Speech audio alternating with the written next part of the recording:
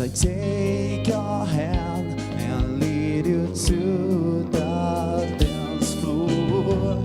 As the music dies, something in your eyes calls your mind a silver screen, and all is said goodbye. I'm never gonna dance again. Guilty feet have got no rhythm. Through it's easier to pretend. I know you're not a fool. Sure you know better than to cheat a friend and waste the chance that I've been given. So I'm never gonna dance again the way I danced with you.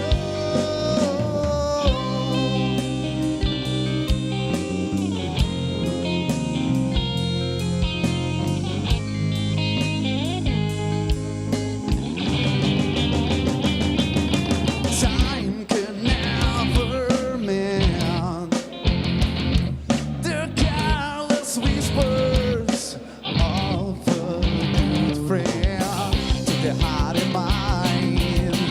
Ignorance is kind. There's no comfort in the truth and pain. It's all you find. I'm never gonna dance again. Guilty fear got no rhythm. Through it's easier to pretend. I know you're not a fool. Sure you know better than to cheat a friend and waste the chance that I've been given. So I'm never gonna dance again the way I dance with you.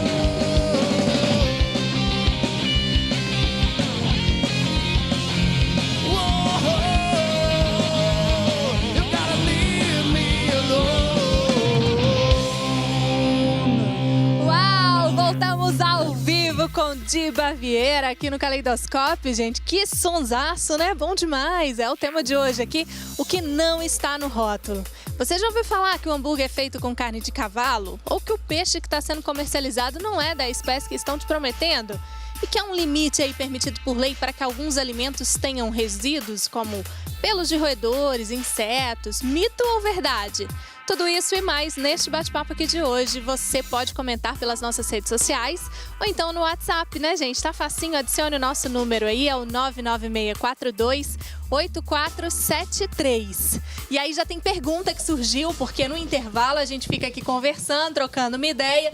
E o Vinícius já mandou uma aqui pra gente. Eu queria perguntar. Manda aí, Vinícius, fica à vontade. Bom, a minha dúvida é com relação às sanções que essas grandes empresas podem estar sofrendo para poder realmente fechar a porta, né? No caso, a gente já teve vários escândalos que foram noticiados pela mídia aí e tal. Então, é saber o que realmente pode fazer uma empresa fechar a porta, né? E também saber se o peso aplicado para uma empresa de pequeno porte é o mesmo peso aplicado para uma empresa de grande porte. E aí, quem vai? Boa, Vinícius, valeu! A experiência que eu tenho com a fiscalização que é realizada pelo governo é que existe uma multa, né, principalmente no caso eu trabalho com peixe, né, essas empresas são fiscalizadas e elas são multadas e elas sofrem um processo inicial de penalização que todo o estoque dela vai ser fiscalizado de uma maneira mais intensa. E isso é lacrado e eles têm que provar, né, que o estoque que eles têm está o resto, né, do produto que eles têm lá, o remanescente, está de acordo com a instrução normativa ou com as leis. Sobre as penalizações, eu acho que vocês podem falar melhor, né, assim, como que elas podem ser penalizadas, valores. Realmente não sei te falar se a empresa grande ou a empresa pequena pode sofrer, né, essa mesma sanção. Só complementando o que você acabou de falar, você conhece algum caso de uma empresa, por exemplo, que fechou a porta, por exemplo, por conta disso? Que fechou a porta, não, mas como eu estou participando desse processo, eu sei de casos onde essas empresas, os gerentes, foram penalizados e em alguns casos, até respondem processo e... multa, né? Cadeia. Tem Estão isso presos. também.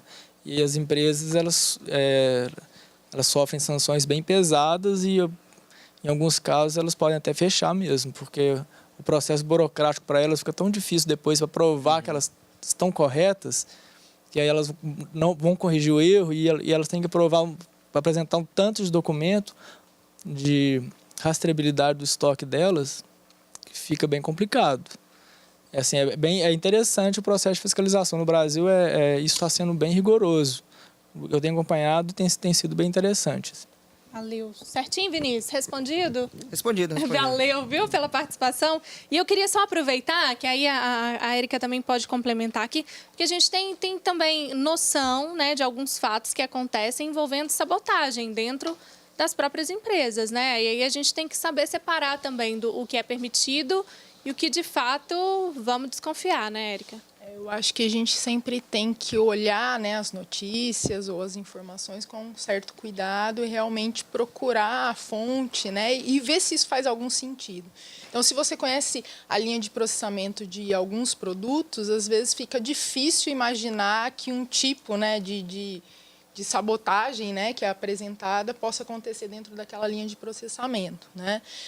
A gente tem hoje, né, pensando, até falando um pouquinho que o professor falou no outro bloco, as grandes empresas já usam muita tecnologia para fazer o controle de qualidade dos produtos. Então, muitas vezes, existem, por exemplo, produtos que podem estar contaminados com metais. Então, existem aparelhos de raio-x que fazem, né, esse monitoramento e aí detecta se existe esse metal ou não para ser removido da linha de processamento.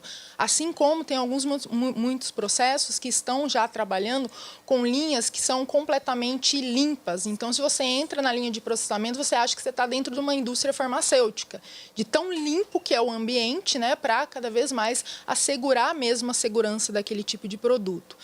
E é importante a gente lembrar que a gente está falando de empresas, mas assim, a gente pode falar de uma pequena empresa da esquina, mas uma grande marca, né? Então, você colocar em risco, né, por uma fraude ou até, né, por uma insegurança mesmo, ou até tentar burlar, né, ou não seguir a legislação e colocar em risco uma grande marca, isso é muito sério, né? Então, as grandes marcas, geralmente, elas investem sim em tecnologia, em linhas de processamento cada vez mais modernas, para tentar seguir a legislação e para assegurar cada vez mais não só a segurança, mas a qualidade dos produtos, porque cada vez mais a gente tem a concorrência aí, né? Então, legal. Ô, Érica, aproveitando, né, você que também, e esse ano a gente teve aí um ganho grande quando a gente fala em rótulo, né, principalmente para quem tem algum tipo de alergia, algumas especificações que apareceram no rótulo. E no primeiro bloco a gente citou aí sobre esse medo, né, às vezes desses fragmentos deles aparecerem, assim. Que tipo de avaliação você como profissional faz sobre essa tolerância que é permitida em alguns casos, né, e sobre o que vem nessa especificação de rótulo? Bem, vamos começar sobre o que vem na especificação de rótulo. Realmente foi um grande ganho, porque, afinal de contas, foi até através de uma mobilização aí das mães, né, das crianças que têm intolerância à lactose, que foi a última menção agora nos rótulos, se tem ou não a presença de lactose. Temos também o glúten, que já vem há mais tempo presente. Agora, com relação a essa tolerância da vigilância sanitária, com relação ao que eles chamam de matéria inadequada, não tem como a gente fugir disso. Durante muito tempo, a vigilância sanitária se eximiu de estabelecer um parâmetro de referência e, com isso, ficava realmente difícil a fiscalização, porque toda vez que havia a análise, havia algum fragmento de algum inseto, muitas vezes. E aí, baseado em, como você mesma disse já, estudos nacionais, estudos internacionais, análises internas da vigilância sanitária, estabeleceu esses parâmetros em que há uma segurança e não há risco para a saúde. Ótimo. Ô, Núbia, você já teve alguma situação que você ficou assim com o pé atrás com relação a algum alimento por causa, né, dessas especificações que estamos falando aqui hoje no programa? A gente sempre fica, né? Porque ainda mais a gente jovem come muito fast food e essas coisas. Então, quando a gente sai alguma reportagem sobre isso, a gente fica meio assustado, né? E hoje em dia, principalmente, né, com tantas possibilidades aí em redes sociais e essas imagens sendo tão compartilhadas, a gente tem que, além de verificar, né, a veracidade dessas imagens, a gente fica ainda mais assustado, né, Núbia? Fica, né? Igual a Érica mesmo disse, procurar saber uma fonte confiável para saber se aquela informação é realmente real, para não acreditar em qualquer coisa. Isso aí, gente, intervalo aqui no Caleidoscópio. Já já a gente volta com esse bate-papo das coisas que não estão no rótulo. É rapidinho. Até já, tô te esperando.